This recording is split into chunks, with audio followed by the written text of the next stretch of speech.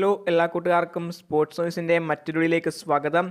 Euro കപ്പിൻ്റെ രണ്ടാം round മത്സരങ്ങളിൽ അവസാന മത്സരങ്ങളൊന്നായ പോർച്ചുഗൽ വേഴ്സസ് ടർക്കി മത്സരം മികച്ച രീതിയിലാണ് കഴിഞ്ഞത്. നിലവിൽ പോർച്ചുഗൽ ഗ്രൂപ്പ് എഫ് രാജാക്കന്മാർ എന്ന് ഉറപ്പിച്ചു കഴിഞ്ഞിരിക്കുന്ന ലക്ഷണങ്ങളാണ് കാണുന്നത്. ആദ്യ രണ്ട് മത്സരങ്ങളിൽ മിന്നും വിജയം കരസ്ഥമാക്കി പോർച്ചുഗൽ മുന്നേറുന്നു.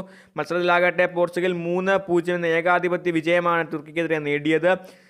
താരനിരകൾ അണിനിരന്ന പോർച്ചുഗൽ ടീം ശക്തരായി തന്നെ തുടരും എന്ന് ഉറപ്പ് തന്നെയാണ്. നിലവിൽ കളിയിലേക്ക് പോവുകയാണെങ്കിൽ കളിയിലാകട്ടെ ക്രിസ്ത്യാനോ റൊണാൾഡോ നയിക്കുന്ന പോർച്ചുഗലിൻ്റെ ടീമിൽ എല്ലാ പ്രധാന താരങ്ങളും ഇറങ്ങിയിട്ടുണ്ടായിരുന്നു. മറുഭാഗത്താകട്ടെ കഴിഞ്ഞ മത്സരത്തിൽ തുർക്കിയുടെ മെയിൻ പ്ലെയറായിട്ടുള്ള അർദ്ര ഗുലർ സൈഡ് ബെഞ്ചിലായിരുന്നു. അങ്ങനെ കളി തുടങ്ങുമ്പോൾ ആദ്യ പകുതിയിൽ തന്നെ 2-0 എന്ന സ്കോർ ലൈനിലാണ് പോർച്ചുഗൽ ലീഡ് ഉയർത്തിയത്.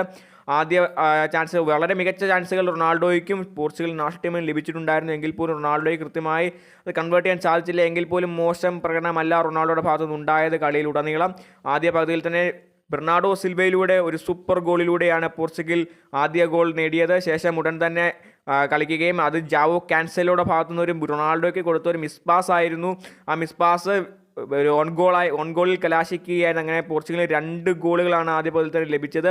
പക്ഷേ രണ്ടാം പകുതിയിൽ കളി തുടങ്ങുമ്പോൾ മികച്ച അവസരങ്ങളാണ് പോർച്ചുഗൽ സൃഷ്ടിച്ചത്. കളി മുഴുവൻ പോർച്ചുഗലിൻ്റെ ആധിപത്യം തന്നെയായിരുന്നു.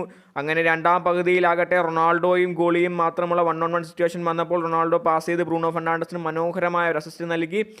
കളിയിൽ ക്രിസ്ത്യാനോ റൊണാൾഡോ ഒരു അസിസ്റ്റും സ്വന്തമാക്കി. അങ്ങനെ ബ്രൂണോ ഫെർണാണ്ടസിൻ്റെ ഗോളോടുകൂടി 3-0 എന്ന സ്കോർ ലൈനിലേക്ക് പോർച്ചുഗൽ എത്തുകയാണ് ഉണ്ടായത്. കളിയിൽ ഇതോടുകൂടി റൊണാൾഡോ റെക്കോർഡുകൾ സൃഷ്ടിച്ചിരിക്കുകയാണ്. രാജാവ് വീണ്ടും റെക്കോർഡുകൾ തേടി എത്തിയിരിക്കുന്നു. നിലവിൽ ഇപ്പോൾ യൂറോ ചരിത്രത്തിൽ ഏറ്റവും കൂടുതൽ അസിസ്റ്റുള്ള താരം എന്ന റെക്കോർഡാണ് നിലവിൽ റൊണാൾഡോ വീണ്ടും സ്വന്തമാക്കിയിട്ടുള്ളത്. നിലവിൽ 8 അസിസ്റ്റുകളാണ് താരത്തിന് യൂറോയിലുള്ളത്. ഇതിനു പുറമെ എടുത്തു പറയേണ്ട പ്രകടനം കാഴ്ചവെച്ച മറ്റൊരു 41കാരനുണ്ട്. പോർച്ചുഗലിൻ്റെ ഡിഫൻഡറായ പെപ്പെ എന്ന സൂപ്പർ താരം. അദ്ദേഹത്തിൻ്റെ പ്രകടനം മികച്ചു നിന്നിരുന്നു. മത്സരത്തിൻ്റെ 80-ാം മിനിറ്റിന് ശേഷമാണ് താരം കളിക്കളം വിട്ടത്. അന്നേരം താരത്തിന് ജർമ്മനിയിൽ ഡോർട്ട്മുണ്ടിലുള്ള എല്ലാ കാണികളും തന്നെ എഴുന്നേറ്റ് നിന്ന് താരത്തിൻ്റെ ഒരു നന്ദി പ്രകടിപ്പിച്ചിരുന്നു. മികച്ച പെർഫോമൻസാണ് താരം പെപ്പെ ഈ ഒരു മത്സരത്തിൽ പോർച്ചുഗലിലെ ഡിഫൻസീവ് നിരയിൽ കാണിച്ചത്. ഡിഫൻസീവ് നിരയെ നയിച്ചുകൊണ്ട് മികച്ച രീതിയിൽ സേവുകളും ക്ലിയറൻസുകളുമായാലും മികച്ച ഇൻ്റർസെപ്ഷൻസും നടത്തി പെപ്പെ മികച്ച കളികൾ തന്നെയാണ് പോർച്ചുഗലിന് വേണ്ടി കാഴ്ചവെച്ചത്. അപ്പോൾ എന്നും മികച്ച പെർഫോമൻസ് തന്നെയാണ് പോർച്ചുഗലിൻ്റെ ഭാഗത്തുണ്ടായത്. കളിയിൽ പിന്നെ ഫലീഞ്ഞ, റൂബൻ നേവസ്, ജാവോ ക്യാൻസേലോ, അതുപോലെ തന്നെ റാഫേൽ ലിയോ എന്നിവരുടെ പെർഫോമൻസ് എടുത്തു പറയണം. ബ്രൂണോ ഫെർണാണ്ടസ്, ബെർണാഡോ സിൽവ എന്നിവരും ഗോളുകളോടുകൂടി തിളങ്ങി. അപ്പോൾ എന്തുകൊണ്ട് മികച്ച പെർഫോമൻസാണ് പോർച്ചുഗലിൻ്റെ ഭാഗത്തുനിന്ന് ഉണ്ടായത്. രണ്ടാം പകുതിയിലാകട്ടെ 80 മിനിറ്റിന് ശേഷം മാത്രമാണ് ആർദ്ര ഗുലർ എന്ന സ്റ്റാർ ബോയ് ടർക്കിക്ക് വേണ്ടി ഇറങ്ങുന്നതും.